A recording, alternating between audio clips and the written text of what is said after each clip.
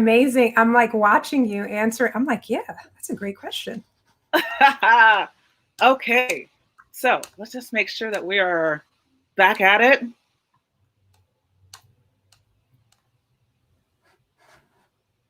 And we had some really good comments. I was looking at some of the comments too that were coming on Facebook.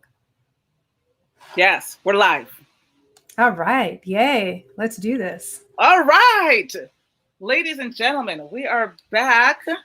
Let's see here. I'm not so sure if we still have our audience. That's all right. We're going to do this. We're going to ask each other some questions. You're going to ask me some questions. We're going to tell some stories, and people will come on and people will ask questions. Indeed. I have faith too. I have faith too. So give me one quick second. I'm just going to tag a couple of people who were here just like 2 seconds ago. You got it. And then we're going to jump into the interview with Daphne LeBlanc. Ah, so excited. So excited to have you here. All right. Okay, there goes. Oh, wow. Hey, Devin, how are you? There's Devin. Awesome.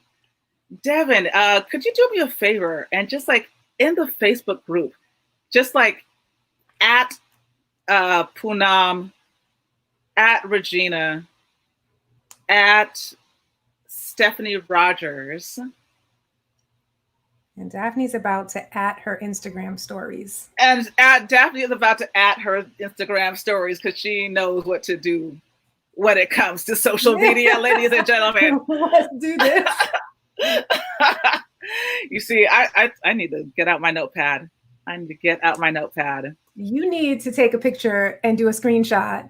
And you need to post that up on your Instagram story saying, look, it's about to start. It's about to start. Do you all see how this happens? Do you all see why Daphne has been my behind the scenes social media person? Do you all see? Make this happen. All right. Actually, you know what? Today is Wednesday. I'm gonna use a filter just because. So I'm gonna let Daphne do like some quick updates. I'm gonna make sure that everybody who was just on with us is reconnected. So give me just a quick second. If anyone watching this on the replay, we have some technical difficulties with StreamYard on the back end, which has happened for 2 days in a row. So I'm gonna have to holler at them and be like, "Yo, you're messing up my flow." That's all right, girl. I'm gonna talk to Devin because he already said he has the same sofa. That's right. It's cute, right? Wait, that side. Oh my gosh! All right, you go ahead and talk to Devin. I'm gonna add some people real quick. Let's see.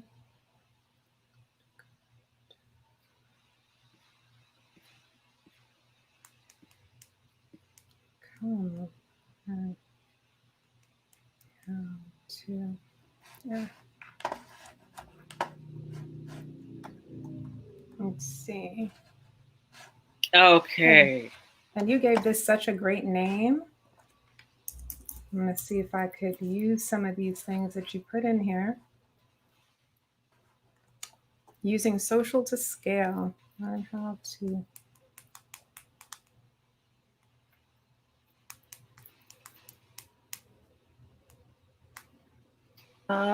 Oops.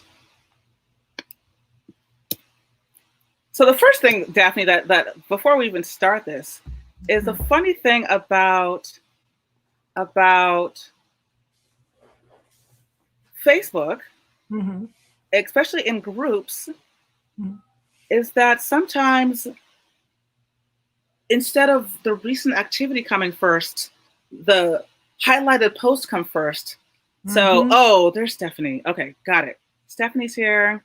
Poonam has been tagged. Devin is here.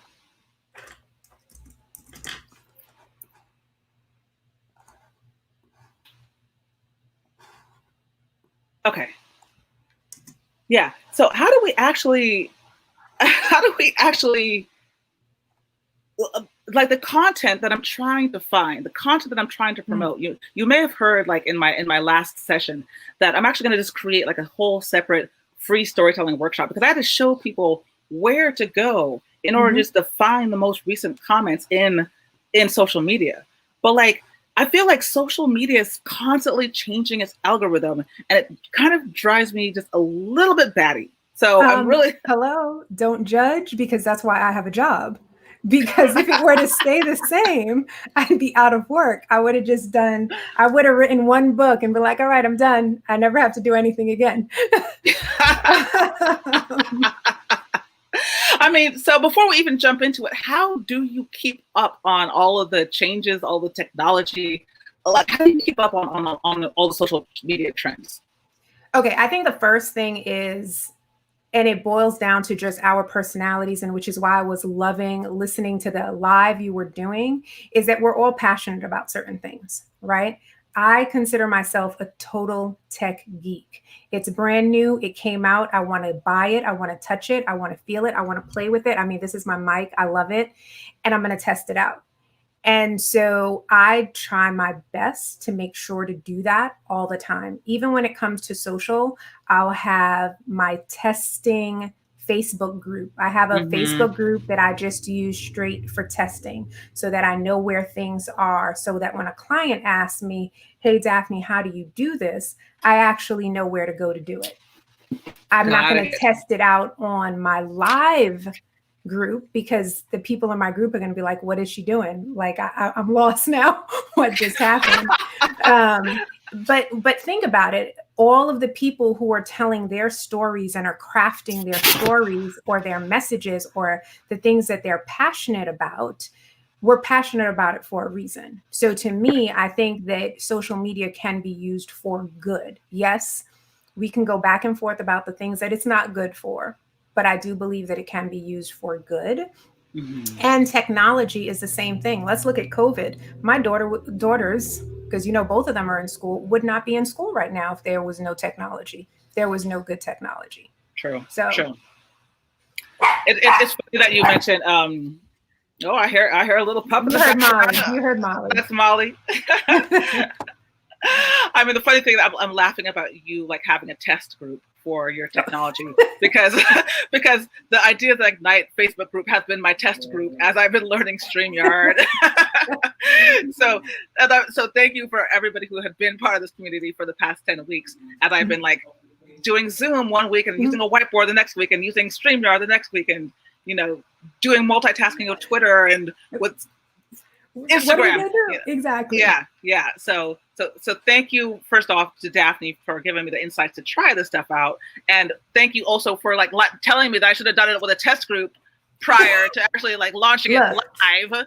But it's okay. Okay. So, anyways, one of those days. It's a technology day. It's all right. It's all right. It's a technology day.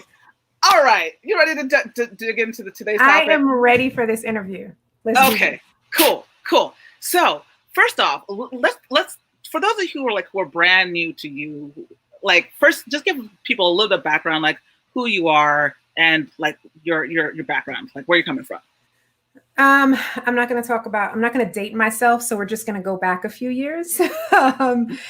I tell people I kind of fell into digital marketing. Digital marketing was not, I think it's kind of impressive that now all these universities have digital marketing degrees. When I went to school, there was no digital marketing degree. That's not what it was called. So I literally started in the nonprofit space. And because of the nonprofit space, a lot of times I started in grassroots nonprofit, which I'm not even sure if you know that, Dawn. I started in grassroots nonprofit, which meant that there was very little budget for marketing. And my job, like everybody else's job in the grassroots nonprofit, was, hey, go market our nonprofit. We only have a $50 budget, but go ahead and do it. Just rush out and go do that. And what's really interesting was I didn't know how to do a lot of this stuff. It wasn't taught. I studied psychology and sociology. What did I know? I knew I wanted to help people in the world. That's all I knew. And my first real job was working with high school students. I had been out of high school already. So I called up my brother, because what do you do when you don't know something? You call your parents or you call somebody you know. I called my brother. I was like, yo, I need to talk to these high school kids. Like, how do I find them? And I worked, I never told you this story. I can't believe it. I worked in Downstate Hospital in Brooklyn. Okay. And so I had to work with disenfranchised youth and go into the projects. Daphne is a little suburban girl. That's all I'm gonna say. So I called up my brother. I was like, look, I need to get these kids in here. It's my first real job. Like, I can't lose my job. What do I do? Yeah. And he was like, what are you talking about? You don't need to go there. What you need to do is you need to go into AOL chat rooms. I said, chat? What? What are you talking about? AOL chat rooms. Remember that? Remember when somebody picked up the phone and your chat was gone? Well, that's what Daphne did. Because my brother told me to do that. So that was literally like my first experience with anything kind of digital marketing related. And with that, one of the biggest lessons I learned, and this is kind of what I want everyone watching and people even watching the replay to remember, I had to go where my people were at. The people who wanted that information, I had to go where they were. Okay. Right. So number one, go to where the people are that need to hear your message. I don't care that you like Instagram. I don't care that you like LinkedIn. If Google is not going to find you on Snapchat, don't be on Snapchat. Be where Google's going to be. Okay. So remember, go where your people are going to be. And honestly, I kept that with pretty much everything I ended up doing in my career. So fast forward, I opened up my own boutique digital marketing agency, and then I started working with medical device companies, the aesthetic industry, book authors, and I started doing a lot of one-on-one client work. Okay. And I think this is when I kind of reached out to you on a professional level where I was like, look, Dawn, I want to speak. I want to speak and I want to teach. And I really had to think about that. And I was like, how do I do this? I have a whole bunch of stories. How do I tell my stories? And then how do I leverage those stories? Right. So you taught me how to tell the stories. And then I used what I knew to leverage them. And in leveraging them is pretty much what got me to the next phase of where I wanted to be. Got it. Okay, so back up for a quick second. So you had this background with like really starting to play around a little bit with social media. Mm-hmm. You started doing it a lot more as a business, and then you decided that you wanted to become a speaker? Kind of, sort of, yeah. I started to really evaluate my business. I was doing digital marketing for other businesses, I think like probably 4 years by then, when I really was like, I don't know if this is what I want to do forever, ever. Exactly. And I was like, it's a lot. And I felt like I was using what I knew, which was digital. But then I also had to learn this other skill that I didn't really know too well. And I wasn't sure I really wanted to, which was building a real business. I was like, now I need to have an accountant. I need to have this. I don't want to do all that. I got to hire people. Like, it was just a lot. But then I also, I know when this came out, because I started using it, I was like, does it spark joy? Remember when that whole Netflix show came out? Yep. And I was like, does my business spark joy? I love marketing, but does it spark joy? And I was like, I want to be able to do the whole reason why most people open a business. All I was doing was my business. My weekends were gone. Like, everything was gone because I was just putting everything into it. And I was told over and over again, Daph, you teach really well. You speak really well. And I was like, I want to tell people about this. And then I was like, hold up. I was like, I'm going to these conferences and I don't know who's on this group, but there aren't a lot of people that look like me that are speaking. And it got me. And it really, really got me. And I was like, I know I'm valuable. Like, I know a lot of people that look like me that are valuable, but they're not on those stages.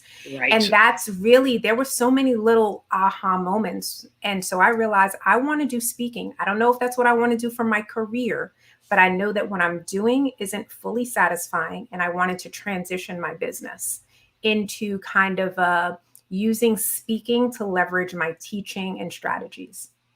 Excellent. So essentially you had your business and you realized that you didn't necessarily want to speak as a business, which is something I talked a little bit about before. Like, you didn't necessarily want to get the 10K deals, but you did know that by speaking, you could leverage your platform to hire and to find more people that would hire you. Exactly. Exactly. Okay. Awesome. Awesome. So then let's take people a little bit of behind the scenes in terms of like how, actually, even before the how, like the why.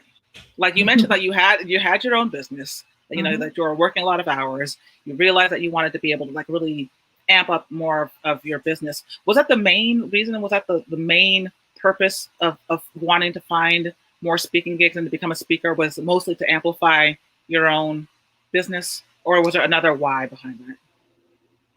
Oh, I wanted to travel. I ain't even gonna lie. I was like, hold up. If these speaking gigs, you get an extra bonus if the speaking gig is not in Texas. And then you get double points if it's in a warm place. You get triple points if it's by an ocean. Done. So you were looking at this as an opportunity to actually like use your time to like see other places that you maybe have never been in the world, to explore, to like to amazing. Amazing. So you have this very compelling why. You know, it's not only going to help your brand, but it's also going to help you like see the world, right? So now talk to me a little bit about what strategies you use, what social media strategies you used in order to just to find gigs. And to before we start with that, what were you talking like about? Okay, cool. I actually was talking about what we're doing right now. Okay. So live streaming. I've been talking about live streaming even before it was like this popular. I don't know if you guys remember Blab, but there was this thing called Blab that was, it was this great live streaming platform. And I was on Blab until unfortunately Blab disappeared, but I ended up doing a Danny and Daff show, and it was Moms in Biz, and we would talk about being a mother in business. And it was a show every week. We would have a topic and we would talk. And are you still there, Dawn? Okay, good. Oh yeah, I'm here. So I'm mesmerized. That's why I'm mesmerized. That's all.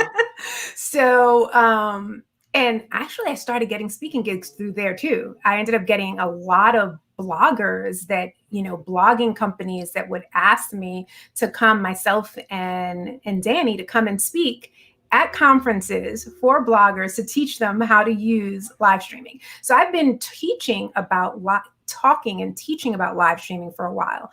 And the reason I decided to stick to one topic is because of you. And you will like come up with your topics. What are you passionate about? Come up with your topics. And then from those, use that topic to expand your reach. And that's literally what I did. So everything I talked about was live streaming. And I talked about it on different social platforms. And then on occasion, I like kind of used, I did some speaking engagements that were a play off of live streaming, where it was like, okay, I've already talked about live streaming, or you've seen me talk about live streaming. Let's talk about the next step. What happens after you live stream? Got it. So it's so funny because yesterday I had a storyteller who was talking about how to tell brutally honest stories. And today I have like a social media person talking about how to use social media like in their as part of their content, which is it's just so funny because in my own TED talk, I didn't talk about being a storyteller. I actually talked about special needs and special gifts. So I just find it interesting who talks about like what and what sparks joy, as you say, in their life, right? But okay, cool. So we have your topic, like you have this strategy. You're going to talk about live streaming. How did you leverage social media to actually find people that would book you on stages? All started way back in 2018. Well, the truth is I had to, and you and I talked a little bit about this. I had to take a step back and I had to look at me as a business. Okay. So that was key. I had to step back and I said, if this was a business owner that came to me and said, this is where I see myself, what do I have to do? So I had to do that. And one of the first things I tell people is you want to repurpose your content. So what content do you already have out there? Right. And I was like, all right, my goal is to have this many speaking engagements in 2019. And this was 2018. So what I did was I booked, I think I had 2 or 3 speaking engagements in 2018. And I was like, I'm going to repurpose the heck out of these speaking engagements in 2018. And so in 2019, using what I did in 2018, so this was only like 3 speaking engagements, I ended up quadrupling. Like, I don't even remember how many speaking engagements I had in 2019. What? Yeah, that's all I did. Okay, wait. Pause for a quick second. Pause for one quick second. Go ahead. What do you mean by repurposing your 2018 content? Like, what are you talking about? Okay, so I would have my husband with me, and he would take pictures of me. I looked at everything that people put on Twitter, on Instagram, on Facebook about the speaking engagement. I would live tweet it myself. I was on every piece of content I could find out about those engagements. Okay. We recorded people just using these little phones. What did you think of Daphne's presentation? Tell me. Okay. 20-second clips, 30-second clips, whatever it was, we used a whole lot of content. And what I did was, honestly, I might not have had a lot, but I broke it down into a lot of things. Right. So all of those videos, I think I got like 8 people who were willing to give testimonials based off of the speaking engagement. I was able to use those videos on landing pages, and then I clipped them. I just did little clips. And then when I was emailing different companies about, hey, I can speak at your event, I would give them the link to what people said about my presentation. Got it. So you're repurposing not only like the interviews that you did with people, but what about the actual content that you put up for people? Yes. So there were a few different things that I did based off of, so there was one speaking engagement. This was Social Media Tulsa. I went to that. And I don't know how. I was really lucky. I got connected. There was a guy there, oh my God, he's freaking amazing speaker, just an amazing person. He saw me speak, and I was speaking about live streaming. And what is so interesting is that their content went viral because of my presentation. What? Yeah. So, and it was viral for them. So they're Social Media Tulsa. And I was like, how many people here have done live stream? Like one person raised their hand. I was like, by the end of my speaking engagement, every single one of you will go live. Because I made them do an activity where they went live, and I would walk around and I was talking to them, and they had to use a specific hashtag. They had to tag people, everything. The next year, by the way, they invited me to be their keynote speaker. Oh, yeah. But you have to use what you have. So what I did was every one of those people that tagged me, and also I reached out to the speaker organizer. I said, some people didn't tag me. Do you have those? She would send me the link. Screenshot. Wow. Guess what? It gives you a whole lot of content. That's user-generated content. What speaks better about you than other people? Right. If I tell you I'm a great speaker, you're going to be like, whatever, you're saying that you're a great speaker. But then if Dawn, or let's say Devon, is listening, he's like, nah, you understand. I just listened to this girl. She was off the chain. Who are you going to listen to? You're going to listen to him. You're not really going to listen to me. So the point is, you're going to use that user-generated content. People say it, you screenshot it, because people like to delete their stuff sometimes. So. So in other words, you might need to take a screenshot of Devin saying, "Oh, that's amazing." Yes. Is that what you're saying? We're about to do. We did that. Done. Got it. So basically, like any single time that you're going to a conference, you're finding out what the main hashtags are. You're getting video clips and testimonials of people, of people talking about your talk, and then you're finding ways of repurposing that to pitch it for other future engagements. Yes. And I want to repeat. 1, hashtag. Find out what is the conference or presentation hashtag. If there is none, make one up. It's okay, because you're going to need that to find other pieces of content. Okay. So let's say right now, if I'm like, hey guys, this is what I want you guys to do. If you are finding valuable information this week because of Ideas to Ignite, this is what I want you guys to do. I want somebody to either tweet it out. I want you to put a picture up on Instagram, put a picture up on Facebook, and I want you to use the hashtag Ideas That Ignite. Girl, you can put that right there on the bottom. Okay, here we go. Okay. I'm gonna Once edit it's this. up there, then I'm gonna put this. I'm gonna do a screenshot. Okay, got it. Ideas that ignite. Ideas that ignite. There you go. So now I know that I have this hashtag that I'm going to follow at the end of the evening. I'm going to go look at all the stuff that's happening. Okay. Number 2 is stop using 55 different names. It doesn't matter. If your name is Daphne, use Daphne. But if you want to brand your business, brand your business. Or if you want to brand your product, brand your product. But don't brand everything at the same time, because you don't have a team of people behind you who could find all of that content, right? So for myself and for Dawn, I'm going to give you guys examples, right? I use Daphne F. LeBlanc on pretty much all my social, right? Okay. If you need to find me, it's Daphne F. LeBlanc, right? So you want to tag me on Twitter, it's at Daphne F. LeBlanc. You want to tag me on Instagram, it's at Daphne F. LeBlanc. But I also have a boutique agency that's Cafe and Laptop. So what I know is I'm going to look up at Cafe and Laptop or at Daphne F. LeBlanc.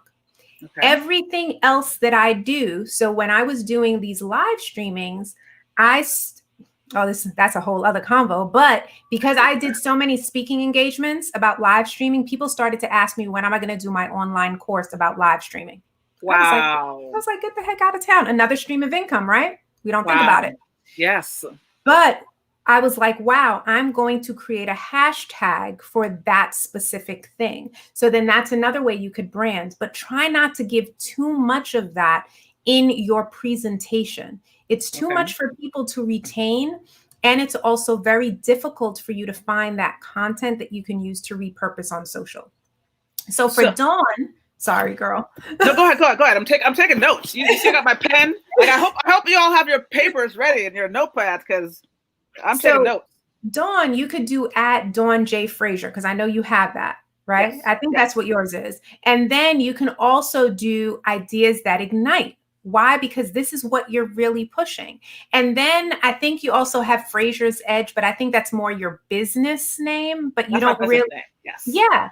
But the thing is, you don't have a whole bunch of them, even though you have a bunch of products or a bunch of services or a bunch of programs. You're not going to keep having people remember all of that. That's our job as the business owner to remember, not the client's job. Right. Okay. So clarification though. Go ahead. So when I first signed up for Twitter, Instagram, eons ago, I didn't know you. And so my Instagram, for example, is Dawn Frazier. My Twitter, I think, is Dawn J. Frazier. My Facebook fan page or professional profile is Dawn Frazier Online. So they're all different right now. When you say that I should keep my things consistent, are you saying when I go to promote to like as a speaker, like am I just focusing on one? It's like, okay, I'm just sending people to Instagram today and I'm using hashtag ideas that ignite. Or are you suggesting that I go back and try and find a way to make all of my social tags consistent? Okay. So now it's becoming more difficult to do this. But one of the first things that someone who is managing your digital will do is they will try to find uniformity in it. So for me, I have Daphne F. LeBlanc. One, because Daphne LeBlanc was taken by an attorney, which I wasn't happy about, right? But can I tell you, the minute she let go of that URL, I purchased it. So just in case people type in Daphne LeBlanc, now it goes directly to Daphne F. LeBlanc. But I try to keep everything consistent because, again, it makes it easier for the person, right?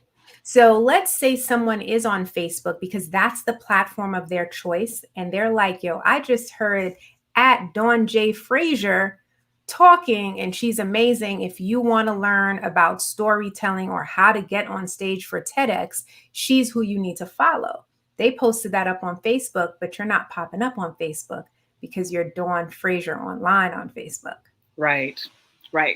So that means you have an extra step for yourself to go in and use the search button on Facebook and type in Dawn J. Frazier, Dawn Fraser, like, and keep typing all of those things to see if you can find it. So Got it. ideally you want it to be all uniform, but that's not always going to be, it's not going to be something that you can always do. And truth be told, you have people like, I don't know if you guys ever heard of Brandon Bouchard. I've heard of Brandon. Mm-hmm. So do you know he finally has, I think almost everything now is Brandon.com or something like that. Wow. But I don't know how much he might have paid for that URL, but in the beginning, it wasn't like that. Like, he slowly but surely did it as he was making more money and growing his business, he was able to do that. And then if you I can give you another example of Google. Remember and this story came out maybe 3-4 years ago. Again, the digital tech in me, geek in me. Something happened where something didn't auto renew. So someone purchased a Google like URL or something. They paid that person really well for that URL because It was their mistake, because they didn't want anyone else to go into things and then they could potentially lose business, or it doesn't allow you to really set the stage for when people find your name. Got it. Okay. So I'm gonna look back to see if I can reclaim Dawn Fraser. Although I started using Dawn J. Fraser in all of my advertising just because I was like, Dawn Fraser is actually like a very the other Dawn Fraser. Yep, the other famous Dawn Fraser is a very famous Australian swimmer. Okay. She's won like more gold medals for Australia than any other human being. So people like all the time hit me up like, Dawn Fraser, I'm so inspired by you. I so love you. And I'm like, thank you. Thank you. It's like, how do I learn how to swim like you? I'm like, oh, wrong Dawn Fraser. Yeah, not that one. So yeah. So, but I'm gonna look back through my social media accounts and see if I can get some congruent. Yeah, I think it's congruency. Congruency. Thank you. Okay. But if not, definitely gonna like go back and like check my hashtags for Ideas at Night, which I started using on Instagram, that kind of stuff. So, all right. So that leads me to my second question. Go ahead. So last March, before COVID, I was a keynote speaker at Podfest. And after I was done, it was an awesome gig. I had no idea that there was going to be thousands of people in this auditorium. It just was like people like lit up with the idea of talking about stories. I get off the stage and just this millennial comes up to me and they're like, yo, check this out. Like, I got this awesome picture of you on stage. And it's this amazing picture. And she's put it out on Instagram. Like, she's added me. She's put like some type of hashtag. And I'm like looking at like, wait a minute, like, what am I supposed to do now? A young buck, like how did you make that? Like, can you please show me what to do? So I'm trying to figure out, like, how do people, as people who are in the audience, what are they seeing, and like, what are they using in terms of social media, and how? Because I was like, when she actually showed me all the people who were adding me on Instagram, I was like, oh, wait a minute. There was like all these things that said mentioned in your story, mentioned in their story, mentioned in your story. Like, I hadn't been paying any attention to it. But what should we be doing as speakers or as storytellers if we have that type of platform? Because clearly I wasn't taking full advantage of it, but they were. And it was one of those things where I saw like a big gap in terms of people putting my stuff out there, and I wasn't able to I wasn't repurposing it like the way that I should be, because I didn't even know that people were doing it, right? So what do people need to be paying attention to, and how can they both best leverage social media once they've actually booked the gig and they're doing a gig? Okay. Do you mind if I share my screen? I think no, go for it. Yeah, you should be able to share your screen. Share screen. Oh, come on. Do not tell me I do not want to have to. I'm just going to say here later. I'm hoping that it lets me do this. Application window here. Is it letting me Yes. Do you want me to share this screen? Yeah. Okay. I'm going to give you guys an example. Let me take myself off. All right.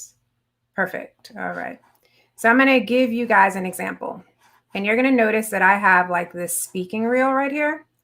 And it will incorporate other people posting things that I didn't even know people were doing. There you go.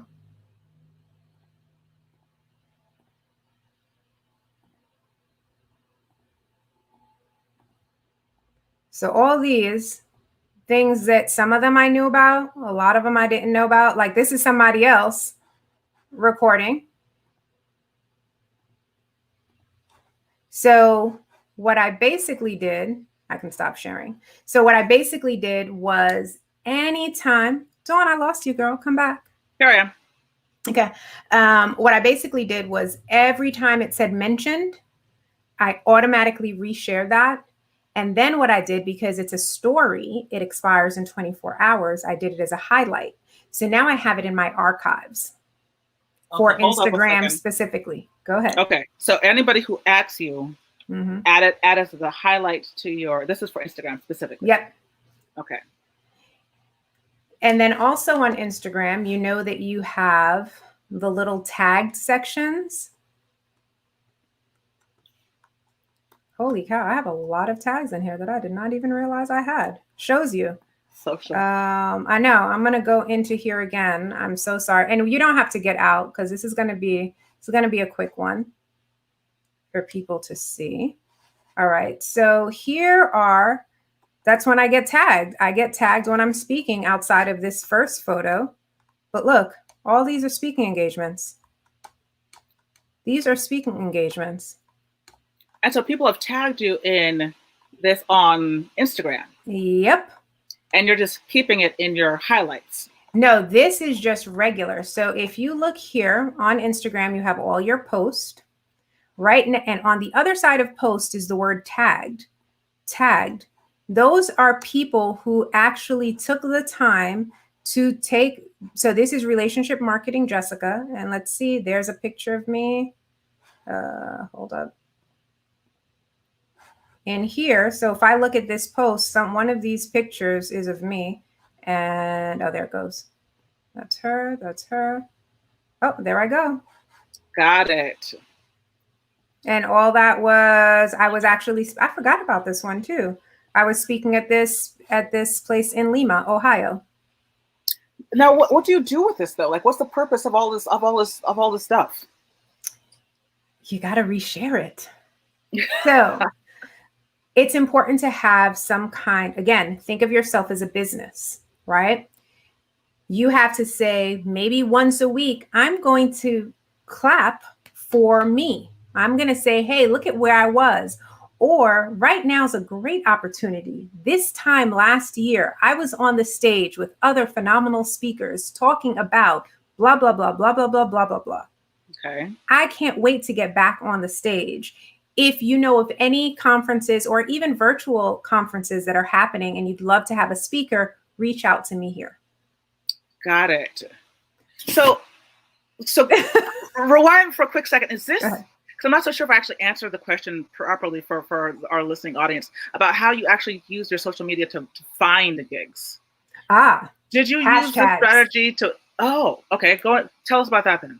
Okay, so based off of where you put it on. So on LinkedIn, I post it up on LinkedIn and I use hashtags on LinkedIn. I've actually gotten speaking engagements from LinkedIn. And also on LinkedIn, what I will do is I will put in maybe some different recommendations, accolades, whatever you want to call it, testimonials that people who are watching have told me.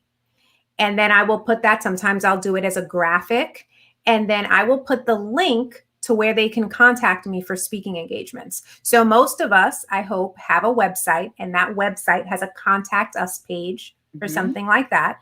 And on that contact us page, it might have a little button that says looking for a speaker or looking for a training or whatever it is that each of you do. And they click on that button. And then the other thing that I do is I also say, where did you find me? Okay. Why do I ask that? I ask that so that I know where I should be putting more content. Okay. Did you find me on LinkedIn? Well, then that's where I need to spend more time on. Did you Okay. find me on Instagram? I need to spend more time there. It allows me the ability to cater my content a little bit better. Got it. So when you're on LinkedIn, what hashtag are you using for other people to actually find you? Are you like hashtag I'm a speaker, hashtag hire me? Like what are you actually putting in? Now you didn't get me to go up in LinkedIn. Whew. Here we go. Because people always say like, like use LinkedIn to find speaking gigs or use Instagram for social. And so like I'm trying to figure out like, between the repurposing of content, between the hashtags, between like what I'm trying to promote, how often I should promote. There's like a lot of strategies that I'm trying to figure out, like, what do I actually need to do that's not going to drive me crazy, but still kind of like let people know that I'm alive, that I want to be able to talk about this stuff and that they can find me easily. I'm going to go on LinkedIn, but before I go on LinkedIn, I want to answer that question specifically. Okay. I want everyone, if you are not a social media manager, focus on one or two platforms only. Okay. Especially in the beginning, because it could be a lot. Mm-hmm. Focus on one or two platforms solely, right? We are all a business, so I'm a big proponent of LinkedIn, but it might not necessarily be where you need to be for your specific industry. Because I think I was looking at someone's comments before in your last live stream, and they talked about storytelling. I think it was children or something. I felt like there was somebody who was giving stories about, dang it, I don't remember who it was for me to look it up. But based off of the stories that you're telling, that can also help which platforms you want to be on. Okay. So you'll want to know where it is. Like if you're a doctor and you want to talk about, let's say you are a researcher, an HIV researcher, you're going to want to go on maybe a medical type social platform, and you'll also want to go on LinkedIn. Okay. Right. If you are a speaker who talks about technology, you might want to go on Twitter and LinkedIn. If you are someone like you, Dawn, you're a TED Talk, you talk about TED Talks and storytelling, you'll want to be on Facebook, on Instagram, and possibly LinkedIn.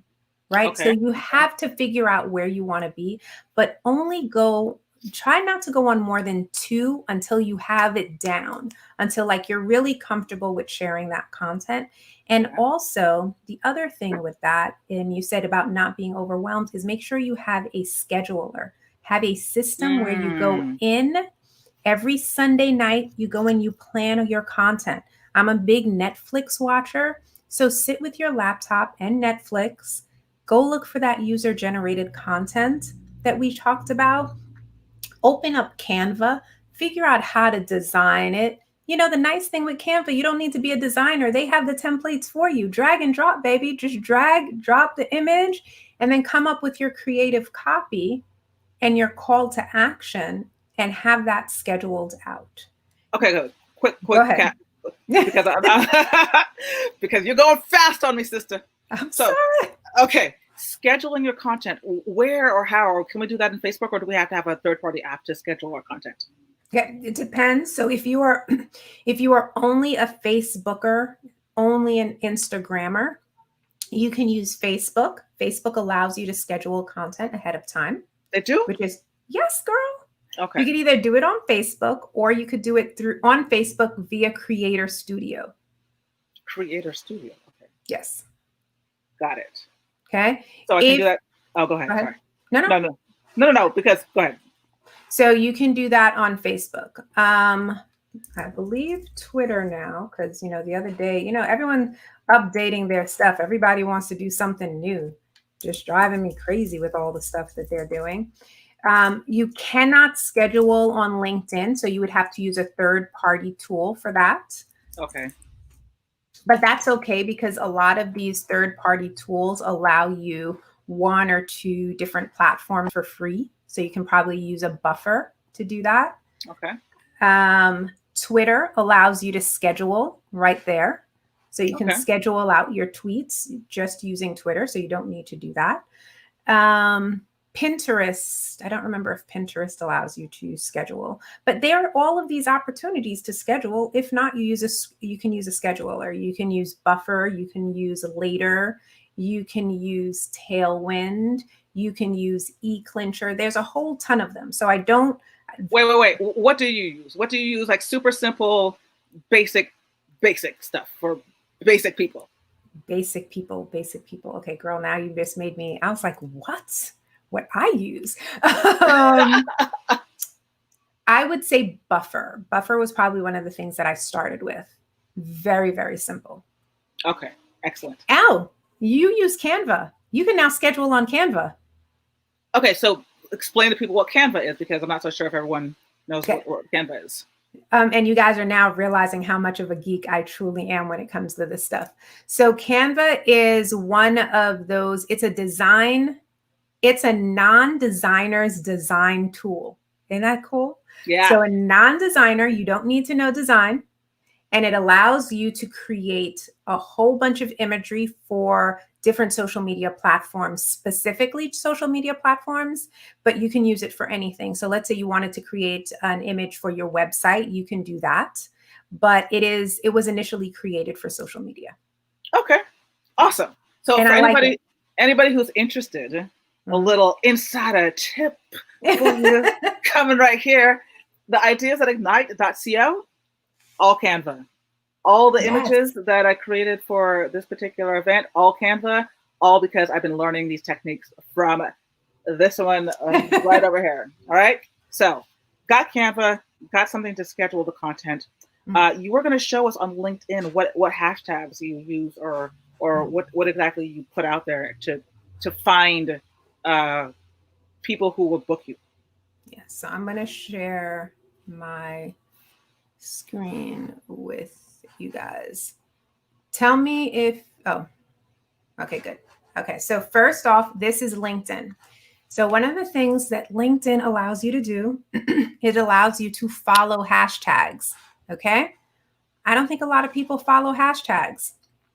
So right here, I did call for speakers, and there are 597 people following it, but there's close to 5,000 posts that say call for speak. Exactly. Interesting.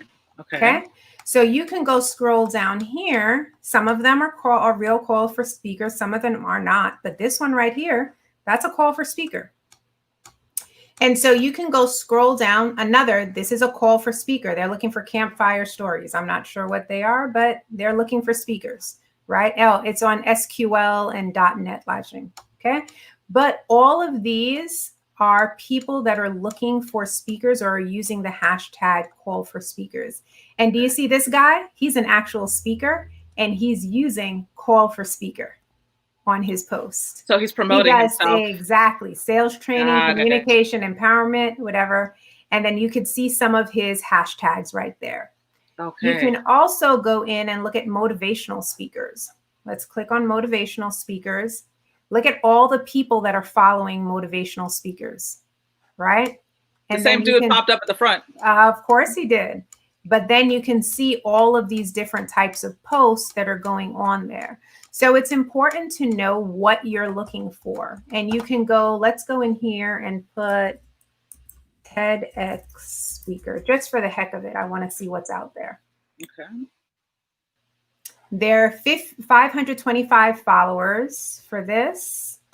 And there are people who are posting. And this person here's a video of my TEDx talk. Okay. So people are actually using this. Wow, there's actually a lot of people using this. And you can go and you can find content. Now, the other thing that you could do is then you can actually choose to follow that. And what will happen is you will see all of the content that the people using this hashtag are using.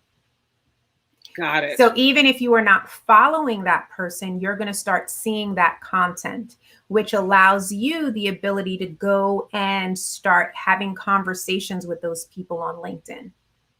Got it. Okay. Got it. Now I'm also going to show you guys the same kind of thing here on Twitter. And let's just go into, I'll just do the same thing, TEDx speaker right in here. And so these same concept, okay, you're going to see these different hashtags that are being used. You know that moment when you get invited as a guest on a podcast you love and admire, that moment? And right here, she talks about herself being a speaker. Got it. Okay, so then there are going to be people who reshare it. There are going to be people who go and post up things like this. The reason things like this are important is because you see how I use this search button? There are actually people who are looking for speakers. Their job is to look for speakers. And they don't have the time to be like, I'm going to wait for someone to inbox me. They're going to go into this little search button and they're going to just type a search in there. Got it. Okay. So depending on like who, like in my particular case, like I do a lot of stuff with storytelling, leadership, colleges, college campuses. And I have a confession to make. That's okay.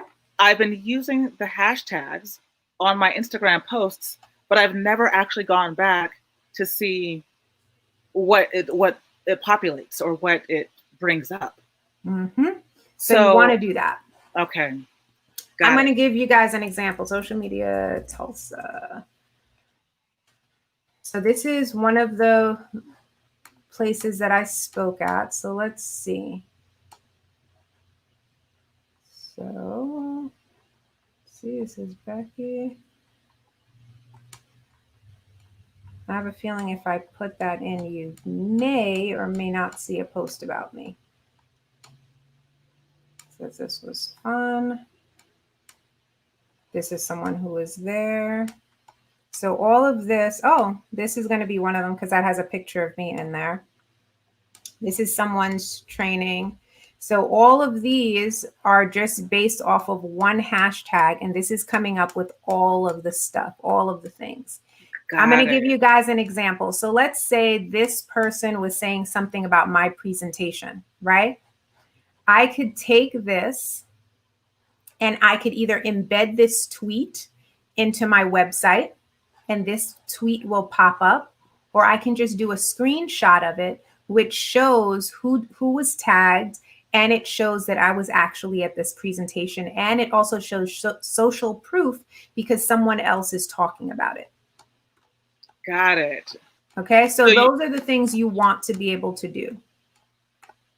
So you're using hashtags and you're populating your own hashtags to find conferences that you want to speak at, but also to find content that you can repurpose and put on your website or to show people how amazing of a speaker you are or whatever else.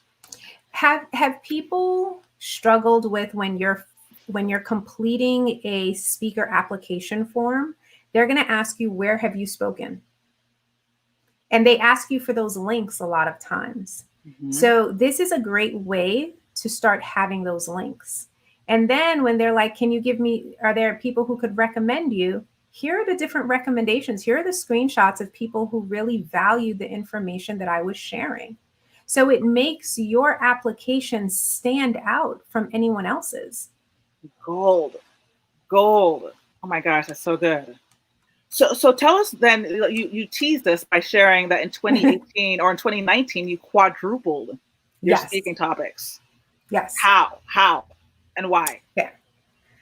I told you, I thought I wanted to be a speaker. I was like, this is it. I'm going to speak, I learned that I don't like to travel as much as I thought I did. Okay.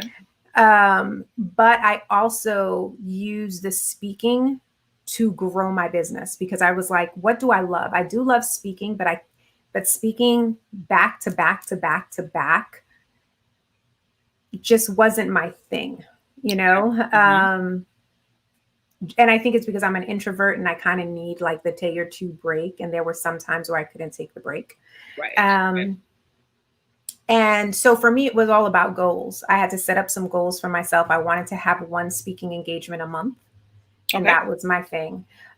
For the summer of 2019, though, I think I had a conversation with you. I was road tripping it with the kids because I had so many speaking engagements in a three month span that we just rented a minivan, And hubby and I went from place to place to place to place, stopped at the house, got the minivan checked on, and then kept on going.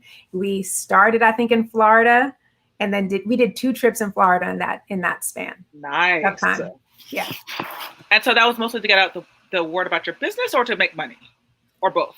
It was both. It was both. So some of those speaking engagements were paid speaking engagements, and some of them were for visibility, which was good for me because I ensured that those speaking engagements would at least get me a client. Got it.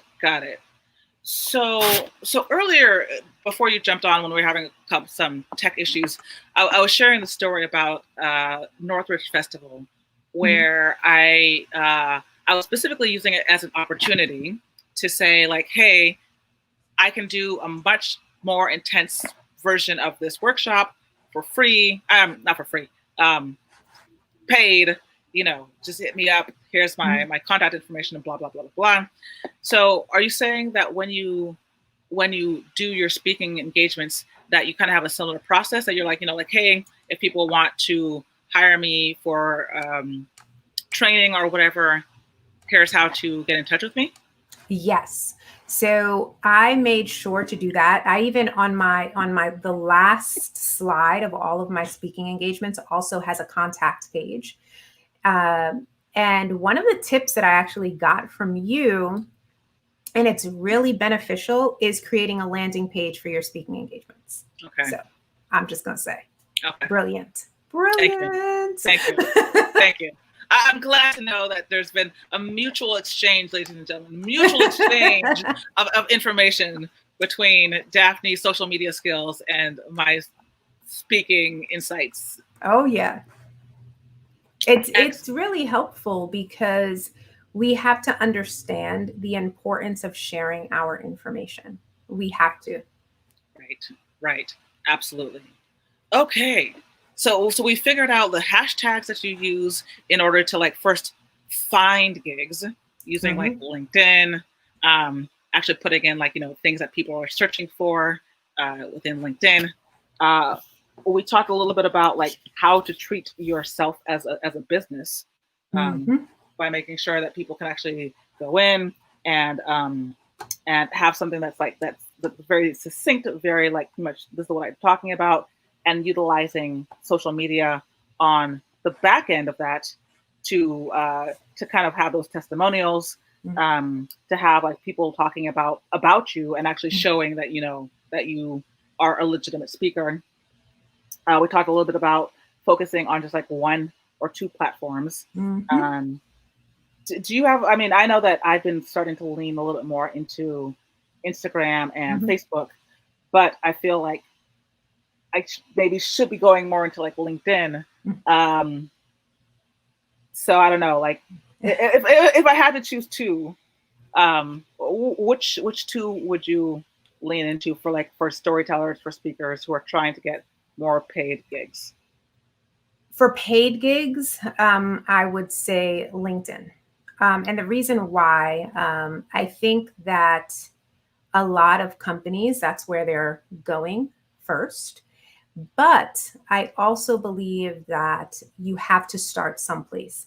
If I can get you, anybody who's watching, if I can get you guys consistent on Facebook, to me, that's a check. It's okay, cool. Now what I want you to do is when you're scheduling, I want you to schedule on Facebook and I want you to schedule on LinkedIn.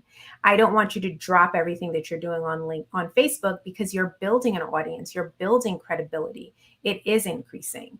And I think that that's what happens at times. People are like, oh my goodness, I heard that you can make money on Instagram. So I'm going to drop everything that I was doing on these places and I'm going to run over to here.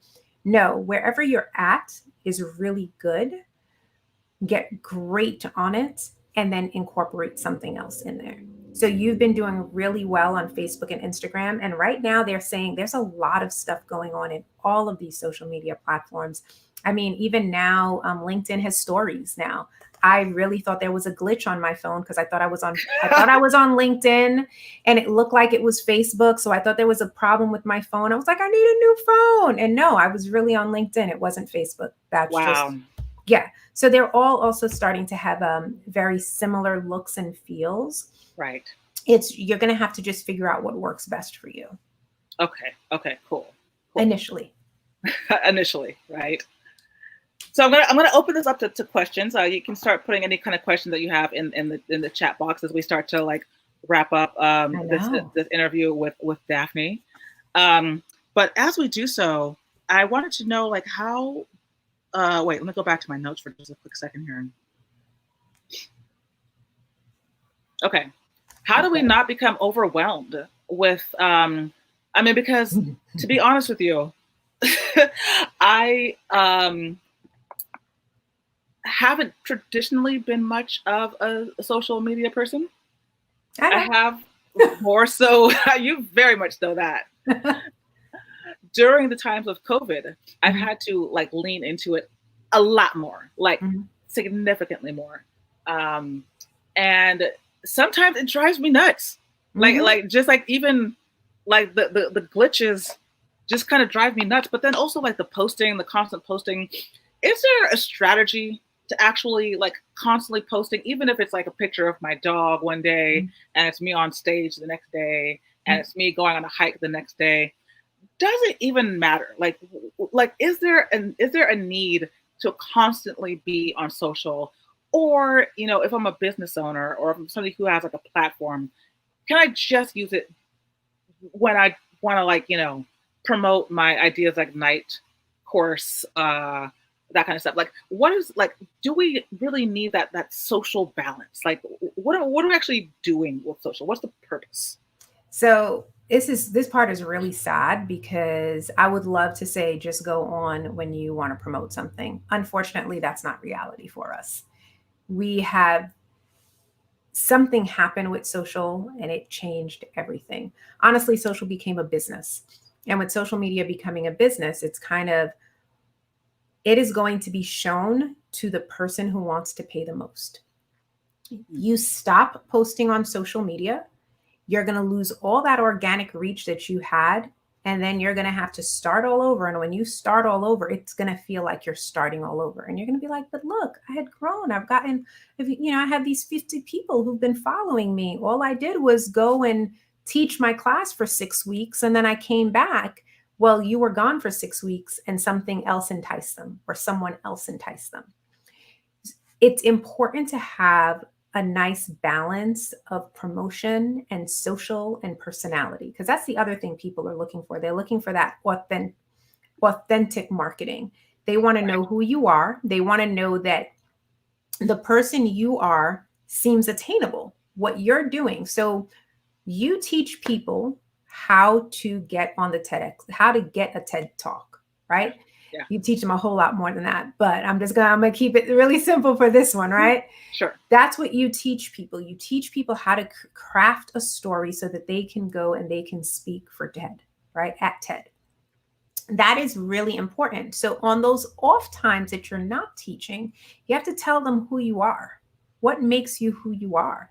Show the stories of you and your brother, because that's your presentation on TED, right? So you have to continue that, because now they're going to look at Dawn J. Frazier and they're going to be like, holy cow, I can be like her. It's not unattainable, because she showed me that she's a human being who happens to run a business, who happens to also be a TED speaker. Right. Versus you're all the way up here and you're a TED speaker. I could never get to where you're at. But if I show my dog, then they might be like, oh, she's just like me. Of course, you can also show your dog. You can show why do you think people show pictures of their dogs, their cats, the food that they're eating, the coffee they're drinking, how they made the coffee that they're drinking, how they made something in a notebook? I'm not going to deny it. Sometimes I get caught up in it and I'm like, I don't believe I just wasted a whole 15 minutes of my life looking at someone draw a circle. But it was so calming. It was so relaxing. And I got caught up in it. And that's what happens. The thing is, if that person doesn't do another video in a certain amount of time, the way the algorithms work is they're going to show me someone else's. And that person is going to take my time. And that's why you end up also seeing a skyrocket in people paying for more viewership. paying for ads. Yep. Got it. Got it. So essentially what I'm hearing is that social has become a way of almost like mini marketing yourself, or mini Mm-hmm. like kind of building your platform, but we don't own this platform. So, Mm-hmm. It's literally creating your online personal brand. Okay. Okay. That makes And sense. that's what all of us have to do. We have to recognize that we have a resume that is a brand, but businesses are also looking us up. So if they can't find anything on us, or if they can find, we want to be able to set the stage up for what they see online. So Right. craft a story, as well as your everything that Dawn is teaching you about crafting your story. You also need to be able to craft that story online. Right. Right. Okay. Okay. Whew. I mean, it's funny because I've been trying to do so much more of social media, but you know, the time constraints sometimes are kind of just rough. So Oh, yeah. I'm gonna have you answer some questions if that's okay. Yep. Okay, cool. So the first one that we have here is from Stephanie. This might cut off our faces, so just 1 second. Okay. right. What I'm going to do, Stephanie, is I'm going to take your question and I'm going to break your question up into parts. So I can see her question on the side. So if you want, we don't have to keep it on here, but I will read. The first one is, how much time every day should you spend posting, reposting, and keeping up on our socials? So to me, it's like keeping up with the Joneses. You can never keep up with the Joneses, because the truth is, the minute you keep up with one Jones, another Jones is going to pop up.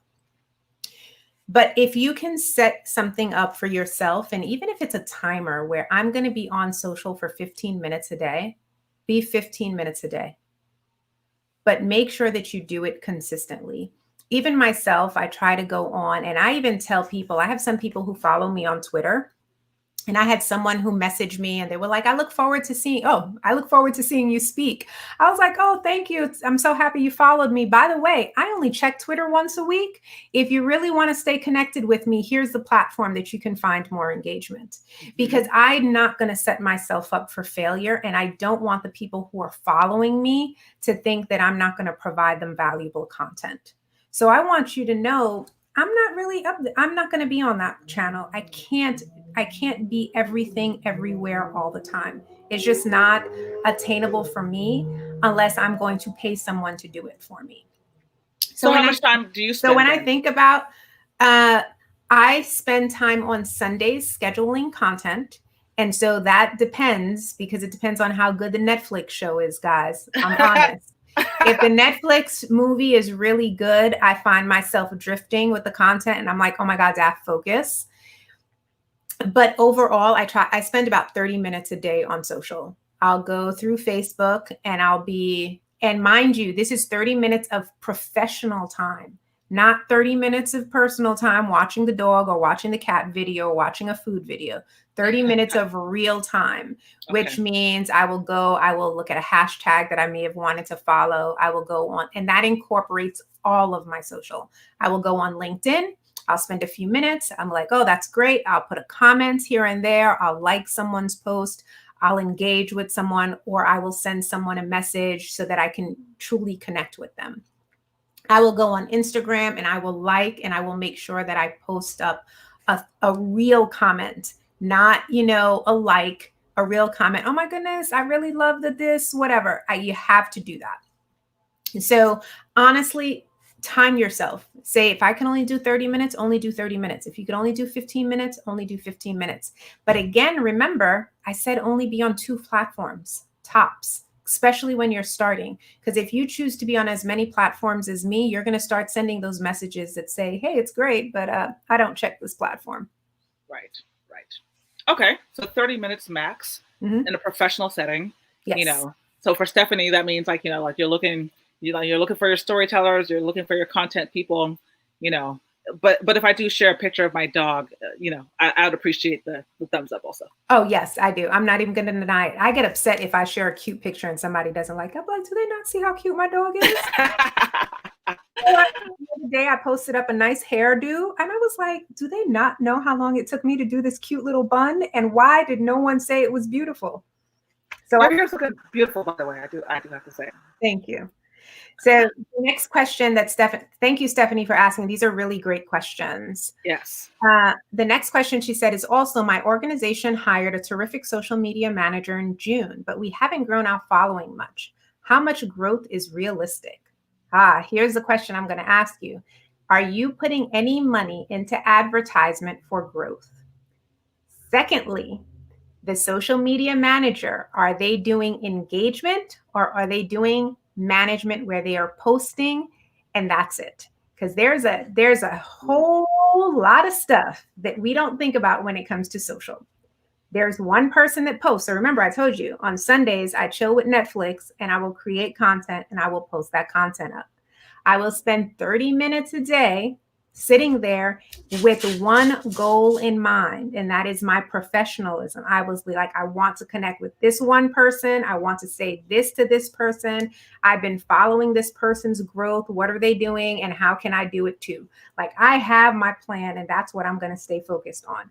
Everything else, to be honest, is just BS time. It's just having a good time. I'll find a book that I'm like, oh, that looks like it's a good book that I should have read. But it has nothing to do with that 30 minutes of professional time.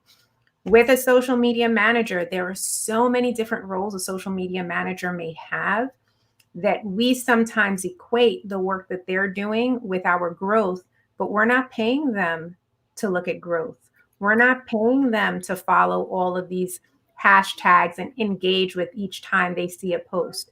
We're not paying them for resharing a piece of content and then telling the person, thank you so much for resharing this content. We really love the follow, blah, blah, blah. We're not asking them to do that. So really understand what we're hiring them for. Go ahead. So Daph, so clarification. When you say that Stephanie's social media person may not necessarily be focused on growth, what are the strategies that a social media person does that to only focus on growth versus engagement? So you may have a social media. So let's step back. Social media. Yes. There can be a content creator. There can be a copywriter. There can be a graphic designer. There can be a social media analytics person. There can be a paid social media strategist. There can be a social media strategist. So that's why when you look at how big or small an organization is, sometimes they have a social media strategist, and that social media strategist talks about engagement. They talk about growth. They talk about content marketing. They talk about the ROI with sales. And they'll talk about the different strategies that you have to do for each of those areas, which might be a different person. Sometimes if you're a startup, it's that one person that does all of it. Right? Now, for growth specifically, you're going to be looking at a few different strategies. One, you're going to be looking at engagement, meaning you might have a set hashtags that you're following, and then you're going to go and every time you see this hashtag, you're either going to share it or you're going to put a comment using the brand voice, right? And a great example of this is Southwest. If you follow Southwest on Twitter, if you say anything about having to pay baggage fees, they will respond.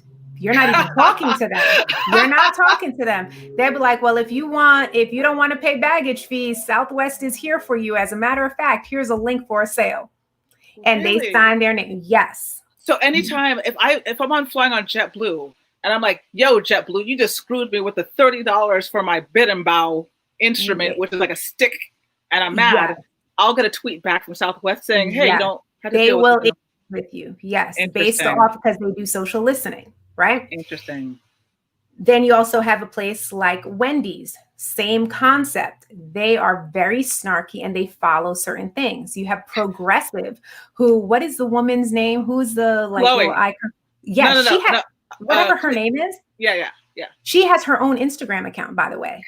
And she will respond in that same snarky way as she would on Progressive. And so she follows certain hashtags and certain things like that. So that enables growth because you are having organic, true relationship building, right?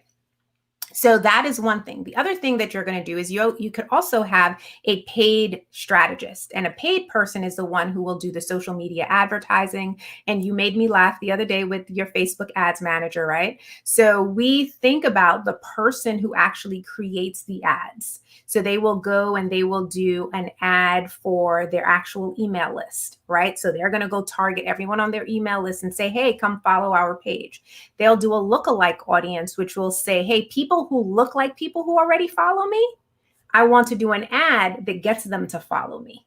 So there are different ways and different strategies that you could incorporate. You could even do something like email marketing and say, hey, tell your friends. You can also do giveaways. And you'll notice a lot of this on Instagram, where they're like, you need to follow us. You need to do this. You need to tag a friend so that you can win whatever it is that you could win. And that's a great way to build growth. Got it. So that's the whole growth topic is fascinating. But I'm taking notes. But checking out the hashtags and the commenting with my own authentic voice, I definitely know I need to like follow those hashtags. And so that is how people. What I've been noticing is, as I've been posting more on Instagram, I've been getting like these DMs saying like, "Hey, Dawn Fraser, do you want to grow your Instagram by 10,000 followers, 50,000, 100,000?" And I'm like, how are they finding me? But I do understand the process that, to find the hashtags, engage with those hashtags, organically grow as part of your strategy. Exactly. So Stephanie, if your person's not doing that, maybe that's something to check out.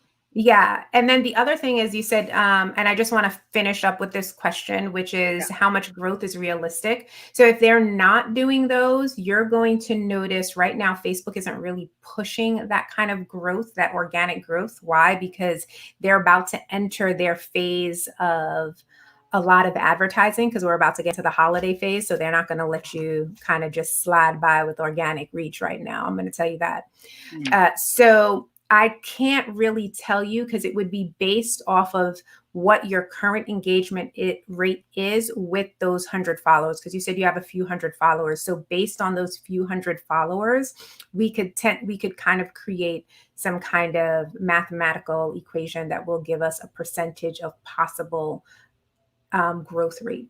But we would have to look at your analytics on the back end to see that. Okay. I'm gonna hook the two of you up, since the both of them are in the cool. All right. And I think, go ahead. She says thank you. She says thank you for. Oh, no problem. This is the fun stuff. This is the fun stuff to me. This is the fun stuff. So should we go to the next question? Yeah. So Devon has a few. Okay. Social media is supposed to feel enjoyable. I struggle with this. Posting sometimes feels like pushing teeth, and I feel like my authentic self. Okay. And I don't feel like my authentic self. Yes. And I don't feel it is. For someone who does social media for a living, any kind of job can become grunt work, right? Any kind. I want you guys to not think of it as grunt work. I really believe when you do it authentically, first off, there's a completely different group of people that you encounter and engage with. The problem is we are in a world where you have to battle.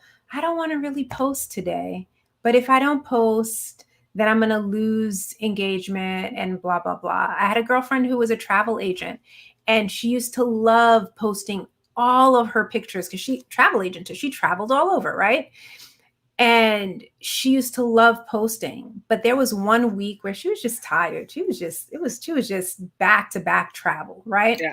Yes. She was just like, I'm done. I feel her. Yeah. Right. Yes.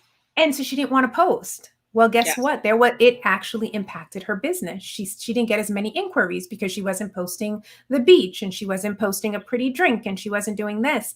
And all of a sudden it felt like work. And because it felt like work, I also noticed the difference in her posting. There was a lack of authenticity.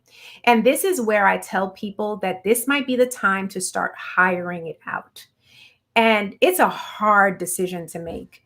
But I remember when I hired out my own social, and that's what I do for a living, right? But all of it, you hired somebody social, and you are a social media person. You want to know why? That person allowed me, we would do our weekly calls. It was like my Netflix time. I'd be like, all right, girl, this is what I'm working on, blah, blah, blah.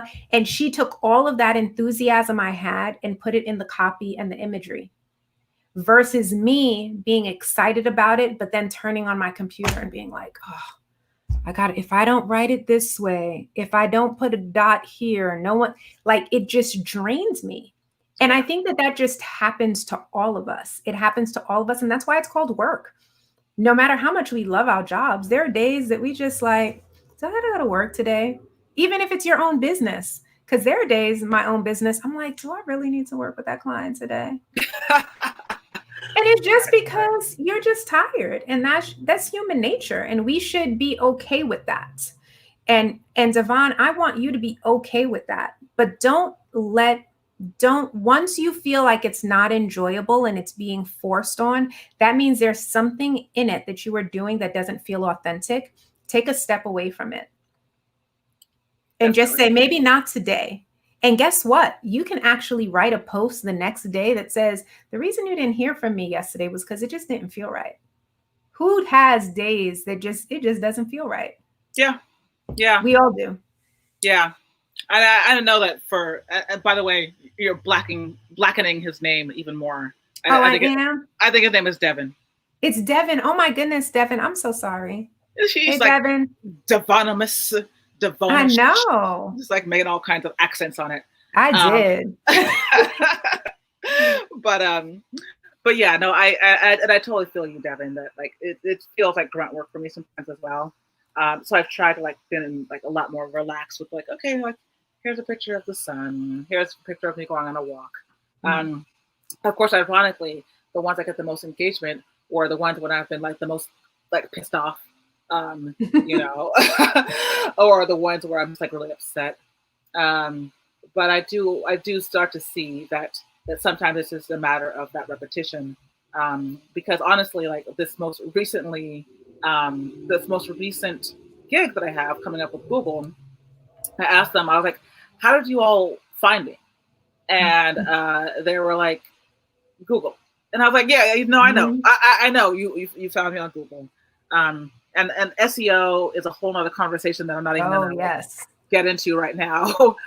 But I do know that that they have been following different hashtags, finding different people on social media. So I think the fact that I had both a website that had been optimized for SEO, as well as a couple of things that they could find on social media that had me tagged as a speaker, storytelling for business specifically, it definitely helped. And, you know, so even though I know it feels like grunt work, it feels like grunt work for me too a lot, Devin. You know, I would just encourage you to just to post the things that bring you joy, that spark love and make you feel good, because sometimes you just never know. It just might be able to help to have somebody get a sense of your personality, who you are. But also, and I'm not going to tell this, I'm not going to say this too loudly because we do have a social media person on on the call. But sometimes I also just take a break from it, and you know, and nothing is bad is going to happen. Maybe it just means that, like, you know, you focus on your SEO for a while, or you focus on taking a break, or you just, you know, do what you got to do so it's not driving you nuts. But that you're utilizing my whole purpose for bringing in Daphne is to find ways to make it feel good for you, but also to make sure that you're utilizing it in a way that maybe you hadn't thought about, to find speaking gigs, or to close those gigs, or to promote yourself, right? So if it doesn't feel right, if it's annoying, if it's bothering, you know, I would say shut it off. But if it feels like, this is just a tad of a nag in the ass, but I'll post because that's kind of my mode, my MO right now, then I think that it definitely could be helpful. And then I forgot to say this, and I feel like I need to. When you post, make sure you tag people. So not just hashtags. So if you're posting that you're going to go do your TED Talk, make sure you @TED. Just the thing. If the reason why it increases the possibility of that piece of content being shared. And when I went on my long string of all the places that I went to speak, I had put in, I think it was at the end of September, I put on LinkedIn my speaking. I put a goal for myself to have one speaking engagement a month, and I've already surpassed that. Here's a list of things that I have planned for 2019. There's still room on my calendar. And what I did was I put January and I put at Digital Summit in Chicago with the dates and I tagged all of those locations, all of those conferences, all of the people that I spoke to. And what happens is that those people get notifications that I tag them, and they would say, I can't wait to see you. What does that do for the social media algorithm? People think that it is really good content, and it brings it up in the feed and brings it up in the feed and brings it up in the feed. So whenever you have those opportunities to, pat yourself on the back, do it, because we all need to get patted on the back, but make sure that you do it intentionally and tag the right people. Yes. Intention is everything. And if intention means that you can only post once a week because that's all you could handle, just post that one piece of content that you post, make it good. That's it. Oh my gosh, Daph. I've been sharing with this audience that you've been my secret social media weapon. Because I have not traditionally been on social media, but it's because of you that this whole Ideas That Ignite Facebook group even exists. Because I wasn't so sure, what to do with all this knowledge in my head, all these ideas to bring people together, because I was really inspired. So, if people need, or if people want to learn more about you and what you're up to, how to dominate their social media in a way that feels good for them, how do they find you? Right now, Daphne is taking her own social media chill out and relax. But if you want to follow me, you can follow me on Daphne F. LeBlanc on Instagram. Honestly, go in there, follow me, send me a DM. You can find me on LinkedIn the same way. I take inbox messages on LinkedIn. I tend to be more active on LinkedIn and Instagram right now. LinkedIn and because Instagram. they just they feel good to me. I feel relaxed. So it's Molly. You should see her. Let me see. Oh, yeah, let's see your pup. She's not even.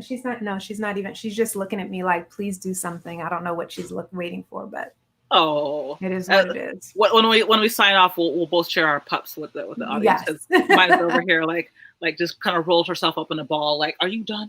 Are you done? I know. That's what she's looking like. Yeah. But so clarification, people can find you on LinkedIn and on Facebook, but what can you do for them? Or can you mostly do stuff for other organizations and businesses and that kind of stuff? Oh no, right now I'm actually working with an author. She has a book that came out, and we're working on all of her content and all of that. Oh, she has a pain. Oh, so cute. Yeah, she kept looking at me, so I had to pick her up, and she has a pain there. I got to figure out what that is. We're taking her to Dr. Mean, who is not really mean, but that's the name of the doctor.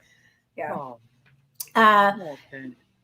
I do work with individuals. I work with organizations. I love to do strategy. I think that is, to me, that is really fun. It's great to see people follow a strategy and see things come out of it. I'm loving what you're doing right now, Dawn.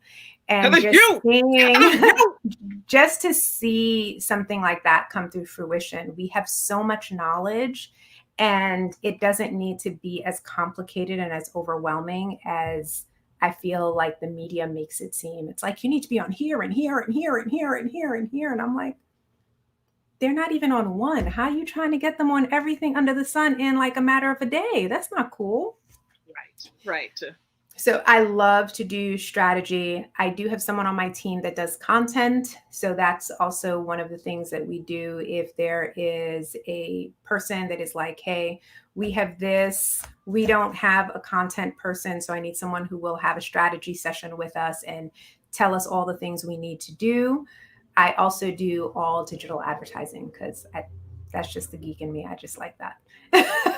Again, Awesome. it's all about being able to see something come through fruition. And the ads let you do that. Excellent. So if you start seeing any ads from me, ladies and gentlemen, it's because of Daphne LeBlanc and Caffeine Laptop. Her Don't go blame me. It's your fault. Yeah, your fault. All right. Any other questions before we wrap this up? This has been epic. Thank you for those of you who have been here for like the full hour and a half, or for some of you possibly even 2 hours and a half, because I spent today kind of going into like what is in store for the Ideas That Ignite, the masterclass that's coming up October 19th. So thank you for like hanging out with me today, and thank you for Daphne just dropping all kinds of knowledge and bombs on us. I got notes, and I've been talking to this lady for like a minute, like years. I didn't realize. It's just funny because now I'm talking. I'm like, oh my goodness, I never told you that. You got to do this. Yeah, I know, and I'm still taking notes. All right. Any other questions? Or any other comments in the land of Facebook or Instagram? Or no, we're not on Instagram or YouTube. Any other comments? And if not, I'm gonna start to show you what my pup is looking like behind the scenes. Oh yeah, she's ready for you. Yeah, she's like, why, lady, why are you still on that thing? What is that thing? It's like, what is that thing? Oh yeah, she's just happy that I haven't been traveling like a crazy person like for the past couple of months. Yeah. Stephanie says, really grateful for all that you. Oh, I'm sorry, Devin shared. Really grateful for all that you shared. Thank you, Devin. Thank you, brother. I'm so excited to hear your idea tomorrow in our 1 minute audit. I can't wait. It's going to be awesome. It's 1 minute for your idea, but 5 minutes for us to kind of like talk and kind of go through it. We're going to have it recorded and make sure that, like you can be able to hang on to that piece of gold as we develop it even more. So really, really awesome to have you always. Stephanie says, thank you. Thank you, Stephanie. Thank you for hanging out with us, guys. Yes. Especially with tech difficulties. This was great. Yeah. This was great. This was really awesome. And we can't do it without you. So thank you to Daphne LeBlanc for hanging out with me today and for joining on the festivities. Yeah, and for all the replay viewers, feel free to put some questions in here between Dawn and myself. We'll make sure to answer them. Sounds good. Thank you, everybody. Take care.